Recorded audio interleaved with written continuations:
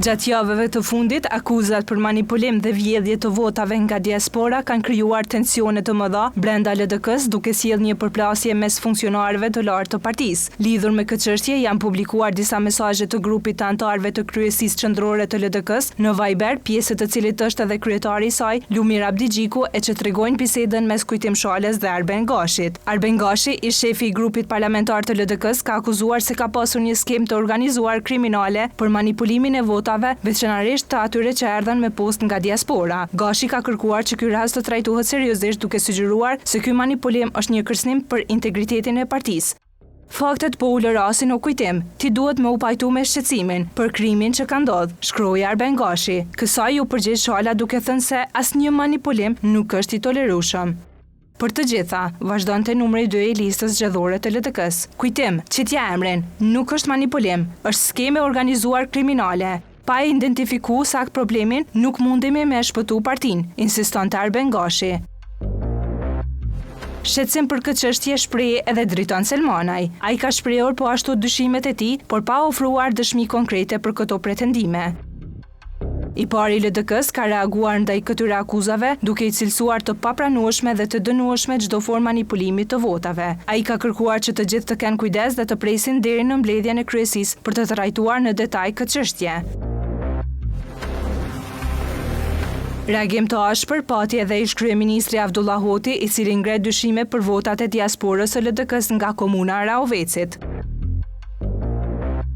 E çuditshme, me votat e diasporës së LDK-s nga komuna e Rahovecit. Nga disa kuti, po rezulton se diaspora e Rahovecit po i voton kandidatët e PE-s, të Prishtinës e të disa komunave të tjera në masë të madhe jashtë shpërndarjes normale të votave. Ndoshta ky është vullneti i elektoratit të LDK-s në diasporë nga komuna e Rahovecit. Për të njëjtit kandidat në degën e Rahovecit në Kosovë kanë marrë vota sipas një mesatarjeje të përgjithshme të shpërndarjes së votave në gjithë listën e LDK-s. Unë tentoj t'i besoj kësaj shpërndarje më shumë, sepse besoj se përfaqëson vullnetin e elektoratit të LDK-s në degën e Rahovecit. Ndoshta grupi i kryesisë së LDK-s që ka punuar me diasporë na njofton se çfarë po ndodh. Ndoshta unë nuk i kam informatat, shkruante Avdullah Hoti me 2 mars të vitit 2025 në grupin në Viber të kryesisë së LDK-s. Abdigjiku në grup i është kundërpërgjigjur ish kryeministrit Avdullah Hoti, i cili publikisht kërkoi dorëheqjen e tij dhe organizimin e zgjedhjeve të reja brenda partisë. I pari i LDK-s përmes grupit ka apeluar që Hoti të shmangë ironit dhe të përshëndrohet në arritjet e rezultateve konkrete. Skem kriminale gjendjen me votat me postë brenda listës zgjedhore të LDK-s e kishte emërtuar edhe antari tjetër i kryesisë, Shkëmb Manaj. Një mesazh të tij që akuzonte partinë për vjedhje të votave, të cilën Manaj e kishte dërguar në grupin e brendshëm të kryesisë në WhatsApp, e ka nxjerrë në publik reporteri të premten e javës që shkoi. Akuzat e Manajt në grupin në WhatsApp të kryesisë së LDK-s paraprakisht ranë edhe në duart e prokurorisë, të cilat ja bashkuan hetimit për vjedhje votash.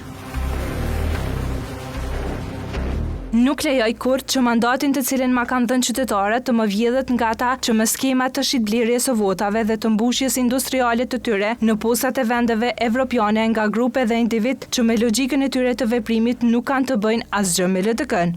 Thuaj ndër të tjera në mesazhin e Manajt. Shkëmb Manaj, disa javë pas akuzave në parti, të premten e 28 marsit u shpërblye me pozitën e nënkryetarit të komunës së Prishtinës, komunë e cila qeveriset nga përparim Rama i LDK-s.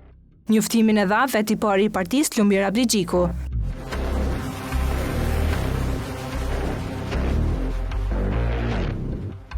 Gazeta Insideri ka tentuar të kontaktoj personat e përfshirë në këtë rast, por të njëjtit nuk kanë qenë të qasshëm.